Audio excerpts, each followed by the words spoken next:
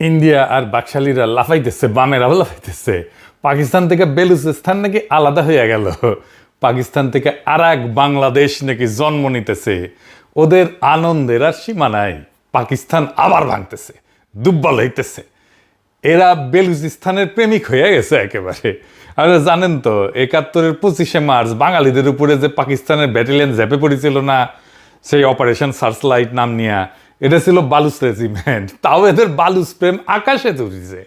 এইদিকে যে মোদির গঠিত কক্রোচ জনতা টলায় দিতেছে, ওই হুশ তাদের নাই। বেলুচিস্তান নিয়ে পাকিস্তানের কিছু সমস্যা তো আছেই, কিন্তু সেই সমস্যাটা কি? এটা কি বিচ্ছিন্নতার দিকে যাবে? আসেন আজকে সেই আলাপটা করি। পাকিস্তান নামের রাষ্ট্রটা জন্মানোর পরেও প্রায় ৭.৫ মাস বেলুচিস্তান একটা আলাদা দেশ ছিল। হ্যাঁ, নিজের পতাকা ছিল, নিজের পার্লামেন্ট ছিল, নিজের নেতা ছিল। সেই দেশ কই গেল? আজকে আমরা বেলুচিস্তান বলতে একটা প্রদেশ বুঝি পাকিস্তানের, কিন্তু ৪৭ সালে এই নামে কোনো একক জায়গা ছিল না। ৪টা আলাদা টুকরা ছিল, ৪ রকম শাসন। এক টুকরা ছিল ব্রিটিশ বেলুচিস্তান। এখানে কোনো রাজা নাই, ব্রিটিশরা নিজেরা শাসন করত, নিজেদের অফিসার দিয়া। আর এই ব্রিটিশ বেলুচিস্তানের ভিতরেই আছে কোয়েটা, আজকের বেলুচিস্তানের রাজধানী। ব্রিটিশরা এই এলাকা দখল করেছিল কেন জানেন? ১৯বিংশ শতকে ব্রিটেন আর রাশিয়ার মধ্যে ঠান্ডা লড়াই চলতেছিল, যে মধ্য এশিয়া নিয়ে। ইতিহাসে যার নাম দ্য গ্রেট গেম। ব্রিটিশদের ভয় ছিল যে রাশিয়া আফগানিস্তান পার হয়ে ইন্ডিয়ায় ঢুকবে, আর আফগানিস্তান থেকে ভারতে ঢোকার যে রাস্তাগুলা, সেই জায়গায় হইতেছে কোয়েটা। তাই ব্রিটিশদের কাছে কোয়েটা কোনো শহর ছিল না, একটা দরজা ছিল। ওই দরজা তারা তালা দিয়ে দিছিল। আর কলাত, খারান, মাকরান, লাসবেলা, এই 4টা জায়গা ছিল দেশীয় রাজ্য। নিজেদের শাসক, ঘরের ব্যাপার নিজেরা চালায়, কিন্তু প্রতিরক্ষার পররাষ্ট্রনীতি ব্রিটিশদের হাতে। এরকম প্রিন্সলি স্টেট তো আরও ছিল, ইন্ডিয়াতেও ছিল, আমরা জানি। পার্থক্যটা জানাটা একটু জরুরি, কারণ দেশভাগের যে নিয়ম ছিল 2 রকম।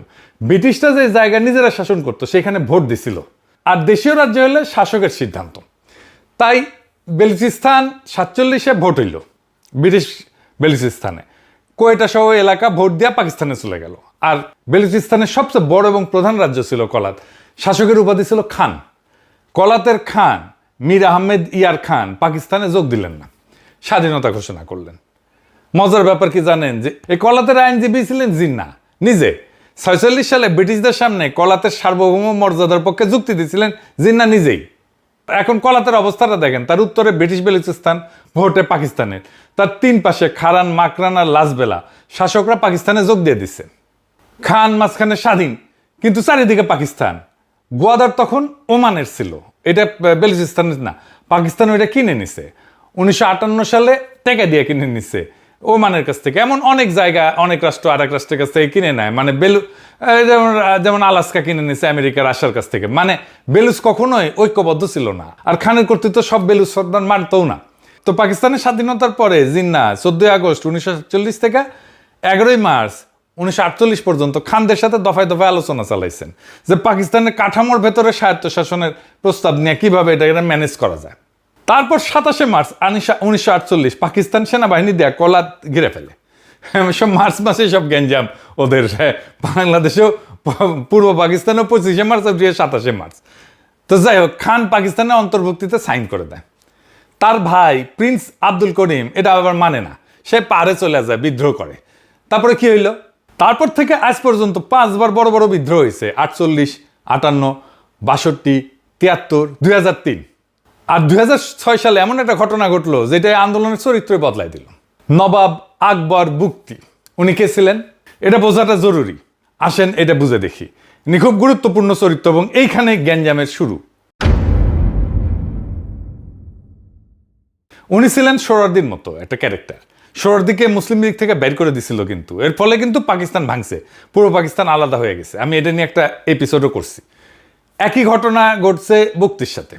বুকতি ছিলেন সবচেয়ে বড় বেলুচ উপজাতির প্রধান, কিন্তু শুধু সর্দার না, তিনি পাকিস্তানের রাজনীতির লোক ছিলেন, ইন্টারনাল লোক ছিলেন। উনি ছিলেন বেলুচিস্তানের গভর্নর, পরে মুখ্যমন্ত্রী হয়েছিলেন, কেন্দ্রীয় সরকারের মন্ত্রীও ছিলেন। অর্থাৎ তিনি ছিলেন সেই লোক যিনি বেলুচদের একটা রাষ্ট্র ব্যবস্থা ভেতরে রাখছিলেন। তার মাধ্যমে পাকিস্তান বেলুচদের সাথে কথা বলতো। উনি ছিলেন সেতু। তার দাবিও ছিল এই ব্যবস্থার ভেতরেই যে গ্যাসের ন্যায্য রয়্যালটি চায়, বেলুচিস্তানের গ্যাসের প্রাদেশিক স্বায়ত্তশাসন চায়, স্বাধীনতা চায় না। কিন্তু তারপর সম্পর্ক ভাঙলো, বুকতি পাহাড়ে চলে গেল। ওই যে আগে বিদ্রোহ কইরা। তারপরে 2006 সালের আগস্টে সেনা অভিযান হইল, উনি নিহত হইলেন বুকতে। বয়স তখন ওনার 80-র কাছাকাছি, বয়স্ক মানুষ। তাইলে বার্তাটা কি গেল? যদি বুক্তিও নিরাপদ না হন তাহলে আলোচনার টেবিলে বসে লাভ কি? যেই লোক গভর্নর ছিলেন, মুখ্যমন্ত্রী ছিলেন, কেন্দ্রের মন্ত্রী ছিলেন, উনারাই যদি পাহাড়ে চলে যেতে হয় বিদ্রোহ কইরা, ওখানে যে মরতে হয় সেনা অভিযানে, তাহলে ব্যবস্থা ভেতরে থাকার যুক্তিটা কোথায়? এইখান থেকে আন্দোলনটা বদলাই গেল। আগে দাবি ছিল অধিকারের, রয়্যালটির, স্বায়ত্তশাসনের, চাকরির, দর কষাকষির দাবি, পরে দাবি হয়ে গেল বিচ্ছিন্নতার। আর নেতৃত্ব সর্দারের হাত থেকে সরতে শুরু করলো তরুণদের হাতে, যারা এই আলোচনায় বিশ্বাস করে না। পাকিস্তান একজন সর্দারের মারছে, মায়েরা নিজেই নিজের সেতুটাকে ধ্বংস করে দিছে। তো এখানে ইন্ডিয়ার ভূমিকা কি? 2016 সালে স্বাধীনতা দিবসে লালকেল্লা থেকে মোদি বেলুচিস্তানের কথা কইল। ছোট ব্যাপার মনে হইতে পারে, কিন্তু এতদিন ভারতের অবস্থান ছিল যে পাকিস্তানের ঘরের ব্যাপার, ইন্টারনাল অ্যাফেয়ার। ওই দিন থেকে ভারত বলল যে না, এটা আমরাও বলবো। সে বলল যে বেলুচিস্তানে মানবাধিকার লঙ্ঘন হইতেছে। আবার নিরাপত্তা উপদেষ্টা অজিত দোভাল 2014 সালে এক বিশ্ববিদ্যালয়ে বক্তৃতা দিল। বক্তৃতার সারমর্ম খুবই সোজা: পাকিস্তান যদি ভারতের ভেতরে গোলমাল পাকায়, তাহলে ভারতও পাকিস্তানের দুর্বল জায়গায় হাত দিবে। দুর্বল জায়গায় কোনটা? বেলুচিস্তান। বেলুচের আবার কিছু স্বাধীনতাকামী পাকিস্তানি ছেড়ে চলে যায়, যে কয়েকজন ইন্ডিয়ার রাজনৈতিক আশ্রয় নেয়, দিল্লিতে সমাবেশ করে, ইন্ডিয়ান মঞ্চে বক্তৃতা দেয়। আবার 2016 সালে পাকিস্তান একজনকে গ্রেপ্তার করে, নাম হইতেছে কুলভূষণ যাদব, ইন্ডিয়ান এবং ইন্ডিয়ান নেভির সাবেক অফিসার। পাকিস্তানে একটা ভিডিও প্রকাশ করে, ওইখানে এই নেভির সাবেক কর্মকর্তা গুপ্তচর বৃত্তির কথা স্বীকার করছে, যদিও ওই ভিডিওটা ধারণ করা হয়েছে জেলের ভেতরে পাকিস্তানের হেফাজতে। যাই হোক, তো এই বাঙ্গু বাকশালী আর বামেরা যে স্বাধীন বেলুচিস্তান নিয়ে লাফাইতেছে, এটা কই থেকে আসলো? 2026-এর 23শে জুলাই এই এক্স এর হ্যান্ডেলে মিরিয়ার বালুচ নামে একজন নির্বাসিত বালুচ অ্যাক্টিভিস্টের ভেরিফাইড অ্যাকাউন্ট থেকে একটা বিবৃতি আসলো। দাবি কি? যে বেলুচিস্তান এখন স্বাধীন, 85% ভূখণ্ড নিয়ন্ত্রণে, জাতীয় সঙ্গীত হয়েছে, পতাকা হয়েছে, বালুচি ফালুচ নামে নাকি মুদ্রাও চালু হয়েছে, সোনা তামার খনি, 150-এর বেশি গ্যাস ক্ষেত্র, 1200-এর বেশি কয়লা খনি এখন ওদের হাতে, 5 লক্ষ সেনা দিয়ে নাকি বাহিনী করেছে। উরে বাপরে, তাহলে বাংলাদেশের চাইতে 3 গুণ বড় বাহিনী করেছে। আর কইছে 2026 সাল শেষ হওয়ার আগেই পাকিস্তানের উৎখাত করা হবে। তারপরে এটা ইন্ডিয়ান মিডিয়া তুলে নিল। আকাশবাণী থেকে শুরু কইরা ডেকান ক্রনিকল, সানডে গার্ডিয়ান, একের পর এক সবাই এটা তুলে প্রচার করা শুরু করলো। তারপর এটা আমাদের বাঙ্গুল্যান্ডে আসলো। তাহলে এক্স থেকে আসলো দিল্লি, দিল্লি থেকে ঢাকা, 3 ধাপ। তবে এটা প্রথমবার না, এই মিরিয়ার বালুচ থেকে একই কাজ করছিল 2025-এর মেতে। স্বাধীনতার ঘোষণা, জাতিসংঘে আবেদন, ভারত আর ব্রিটেনের কাছে স্বীকৃতির আহ্বান, শুধু নামটা আলাদা ছিল। 2025-এ ছিল ডেমোক্রেটিক রিপাবলিক অফ বেলুচিস্তান, 2026-এ রিপাবলিক অফ বেলুচিস্তান। 1 বছরের দেশের নাম বদলাই গেছে। মাইর খেলে নাকি বাপের নাম ভুলা যায়, দেশের নাম ভুলছে কেমনে? আর স্বীকৃতি চাইলো কার কাছে? ইন্ডিয়ার কাছে চেয়েছে, ব্রিটেনের কাছে চেয়েছে। এবার আসেন দেখি আসল আলাপে, বেলুচিস্তান কি স্বাধীনতা পারবে? এইটার উত্তরটা লুকায় আছে বেলুচিস্তানে না, উত্তরটা এখন অন্য জায়গায়, মালাক্কা প্রণালীতে। কেমনে? এত দূরে। এইখানে আসে চীন ফ্যাক্টর। চীনের প্রবলেমটা একটু বুঝে নিই আমরা। চীন পৃথিবীর সবচেয়ে বড় তেল আমদানিকারক, কিন্তু কারখানা চলে তেলে, গাড়ি চলে তেলে, সেনাবাহিনী চলে তেলে, কিন্তু চীনের নিজের তেলের কোনো খনি নাই। আসে মিডল ইস্ট থেকে, আফ্রিকা থেকে। আর সেই তেল জাহাজে করে আসে একটাই রাস্তা দিয়া, মালাক্কা প্রণালী। মালয়েশিয়া আর ইন্দোনেশিয়ার মাঝখানে একটা সরু গলা। চীনের আমদানি করা তেলের প্রায় 80% আসে এই গলা দিয়া। আর এই গলার সবচেয়ে সরু জায়গাটা প্রস্থ কত জানেন? 2.8 কিলোমিটার। কয়েকটা যুদ্ধজাহাজ যদি ওইখানে দাঁড়ায় যায়, পাহারা দেয়, পৃথিবীর দ্বিতীয় বৃহত্তম অর্থনীতির শ্বাসনালী বন্ধ হয়ে যাবে। আর ওই এলাকায় কার নৌবহর করে? আমেরিকার নৌবহর করে, ইন্ডিয়ার নৌবহর করে, দুইজনে তো চীনের প্রতিদ্বন্দ্বী, তাই না? তো এইটারে স্ট্র্যাটেজিস্টটার নাম দিছে মালাক্কা ডিলেমা। এটার সমাধান কি? সমাধান একটাই, বিকল্প রাস্তায় জাহাজ যদি মধ্যপ্রাচ্য থেকে সরাসরি তেল আনে, তাহলে কেমনে আনবে? মধ্যপ্রাচ্য থেকে সরাসরি পাকিস্তানে তেল নামায় যদি, আর সেই তেল সড়ক এবং রেলপথে চীনে চলে যায়, তাহলে মালাক্কা লাগেই না। এই পরিকল্পনার নাম হচ্ছে CPEC, China Pakistan economic corridor. 3000 kilometre সংযোগ, চীনের পশ্চিম প্রান্ত থেকে আরব সাগর পর্যন্ত। আর করিডোরের শেষ মাত্র সমুদ্রের দরজা হচ্ছে গোয়াদার বন্দর, বেলুচিস্তান। হ্যাঁ, অঙ্কটা বুঝিছেন? মালাক্কা দিয়ে ঘুরে তেল চীনে পৌঁছাতে লাগে 12,000 কিলোমিটার পথ লাগে, আর গোয়াদার দিয়ে গেলে 2000, 6 ভাগের 1 ভাগ। কম খরচ, কম সময়, আর শত্রু নৌবহরের নাগালের বাইরে। বেলুচিস্তানের মাটি এখন সেই জন্য শুধু পাকিস্তানের প্রদেশ না, এই মাটি চীনের জ্বালানি নিরাপত্তার একটা অংশ হয়ে গেছে। বেলুচিস্তান স্বাধীন হলে কি হবে? চীনের $65 বিলিয়ন বিনিয়োগ আটকা পড়ে যাবে। মানে মালাক্কা ডিলেমার যে সমাধান একমাত্র, সেটা চীনের হাতছাড়া হয়ে যাবে। চীন সেটা হইতে দিবে? তাই চীন সবসময় স্বাধীন বেলুচিস্তানের বিপক্ষে দাঁড়াবে, সেটা পাকিস্তান প্রীতি থেকে না, অঙ্ক থেকে। আর চীন বাধাটা দিবে কোথায়? কোনো দেশ স্বাধীন হয় কাগজে তো না, মাটিতে। স্বাধীনতা আসে আগে মাটিতে জিতে, স্বীকৃতি আসে ঘটনার পরে। ঘটনাটা আগে ঘটতে হয়। এখন বেলুচিস্তানে ওই ঘটনা ঘটতে হইলে কি লাগবে? পাকিস্তান রাষ্ট্রে ওই মাটিতে হারাইতে হবে, আমরা যেভাবে হারাইছিলাম বাংলাদেশের মাটিতে। আর চীন ঠিক এটাই হইতে দিতেছে না। $65 বিলিয়ন ওই মাটিতে বাধা আছে। মালাক্কার বিকল্প রাস্তা ওই মাটির উপর দিয়া। তাই চীন পাকিস্তানরে দেয় অস্ত্র, নজরদারি প্রযুক্তি দেয়, কূটনৈতিক ঢাল দেয়, আর অর্থনৈতিক অক্সিজেন দেয়। প্রত্যেকবার পাকিস্তানের অর্থনীতি যখন ভাঙনের মুখে যায়, চীন ঋণ দেয়।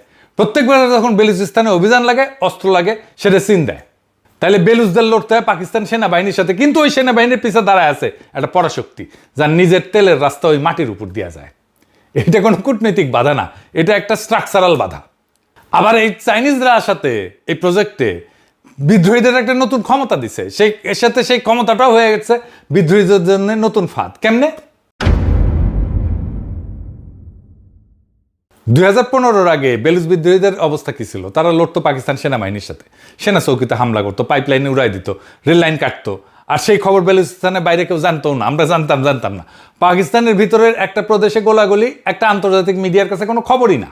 তারপরে চীন যখন আসলো, সিপিইসি প্রজেক্ট যখন হইলো, চীনা প্রকৌশলী আসলো, চীনা শ্রমিক আসলো, চীনা কূটনীতিক আসলো, চীনা টাকা আসলো, আর বিদ্রোহীদের হাতে হঠাৎ একটা নতুন লক্ষ্যবস্তু আসলো। 2018-তে করাচির চীনা কনসুলেটে হামলা হইল। এরপর একের পর এক চীনা প্রকৌশলীদের বহরে হামলা, গোয়াদারে হামলা, চীনা নাগরিকদের উপরে আক্রমণ। এখন খবরটা আর পাকিস্তানের একটা প্রদেশের গোলাগুলি না, এখন খবরটা চীনা নাগরিক নিহত। এটা বেইজিং পর্যন্ত যায়, এটা আন্তর্জাতিক মিডিয়ায় চলে যায়।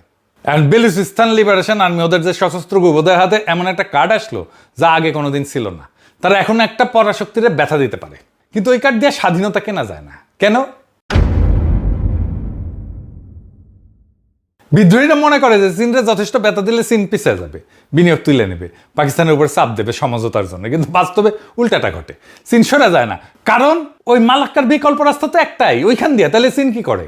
চীন পাকিস্তানকে বলে নিরাপত্তা নিশ্চিত করো, আর পাকিস্তান সেটা কিভাবে করে? আরো সেনা পাঠায়, আরো অভিযান করে, আরো নজরদারি করে। চীন অস্ত্র দেয়, নজরদারি প্রযুক্তি দেয়, আর চাপ দেয় আরো কড়া অভিযানের জন্য। ওদের আক্রমণটাই ওদের দমনের যুক্তি তৈরি করে। প্রত্যেকটা হামলা পাকিস্তান সেনাবাহিনীর একটা উপহার দেয়, একটা কারণ উপহার দেয়। চীনের কাছে আরো সাহায্য চাওয়ার কারণ, বেলুচিস্তানে আরো কঠোর হওয়ার কারণ। এরই ফাঁদ। বেলুচ বিদ্রোহীদের হাতে একটাই বড় অস্ত্র, চীনা স্বার্থে আঘাত। ওইটা ব্যবহার না করলে কেউ তাদের কথা শুনবে না, আর ব্যবহার করলে তাদের উপরে দমন পীড়ন আরো বাড়ে।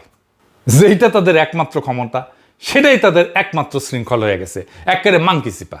তার উপরে একটা ভূখণ্ডের আলাদা রাষ্ট্র হওয়ার যে বৈশিষ্ট্য লাগে, তার কিছুই নাই বেলুচিস্তানে। 1933 সালের মন্টেভিডিও কনভেনশন বলে যে রাষ্ট্র হইতে 4টা জিনিস লাগে: স্থায়ী জনসংখ্যা, এদের জনসংখ্যা 1.5 কোটি মাত্র, যাই হোক আছে মোটামুটি। একটা নির্দিষ্ট ভূখণ্ড লাগে, ঠিক আছে বুঝলাম, আছে সীমানা আছে, কিন্তু নিয়ন্ত্রণ কার হাতে? নিয়ন্ত্রণ লাগে। কার্যকর সরকার তো নাই, প্রশাসন, বিচার, রাজস্ব আদায়, কর্তৃত্ব প্রয়োগ কোনোটাই নেই। উল্টা জুলাইয়ে 2026-এ প্রাদেশিক সরকার ক্যাবিনেট মিটিং করতেছে। অন্য রাষ্ট্রের সাথে সম্পর্কের ক্ষমতাও তো তাদের নাই, কেউ সম্পর্ক করতে রাজিও না, দুইটায় ফেলতো। আর 1971-এর সাথে তুলনাই হলো, বাঙালিরা ছিল সংখ্যাগরিষ্ঠ পাকিস্তানের, নির্বাচনে জিতছিল। বেলুচরা পাকিস্তানের 5%-এরও কম জনগোষ্ঠী। পূর্ব পাকিস্তান ছিল 1200 মাইল দূরে, বেলুচিস্তান স্থলবদ্ধ, ল্যান্ডলকড। পাঞ্জাব থেকে সাজোয়াবহর ঢুকতে কোনো বাধা নাই তো। আর পাশে ইরান, ইরান কোনো সাহায্য করবে? 1971-এ ভারত শুধু সহানুভূতি দেখায় নাই, সেনা পাঠাইছিল, সরাসরি যুদ্ধ নামছিল। সরাসরি যুদ্ধ নাম টানলে আমাদের খবর ছিল। আর যুদ্ধ শেষ হওয়ার আগে ইন্ডিয়া বাংলাদেশকে স্বীকৃতি দিল, তারপর একে একে অন্যরা। 9 মাসের মধ্যে বাংলাদেশ একটা স্বীকৃত রাষ্ট্র।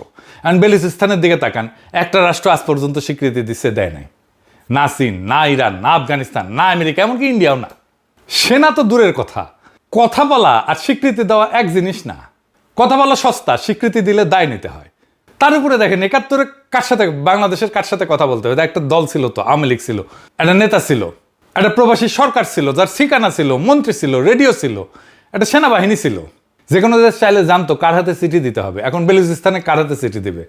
বা বেলুচিস্তান লিবারেশন আর্মি আছে সশস্ত্র 3 দেশের সন্ত্রাসী তালিকাভুক্ত এরা, বিএলএফ আছে আলাদা সংগঠন আলাদা কমান্ড, আর নির্বাচিত বেলুচ জাতীয়তাবাদী দলও আছে যারা পাকিস্তানের পার্লামেন্টেই বসে। এই 3টে গ্রুপই বেলুচদের হয়ে কথা বলে, 3জন 3 রকম কথা বলে। কেউ চায় স্বাধীনতা, কেউ চায় স্বায়ত্তশাসন, কেউ চায় সম্পদের ন্যায্য ভাগ। আর এক্সে বসে রাষ্ট্র ঘোষণা করছে ওই 3 জনের কেউই না। তবে একটা কথা সত্য, পাকিস্তান কখনো বেলুচিস্তানরে নিজের করতে পারে নাই।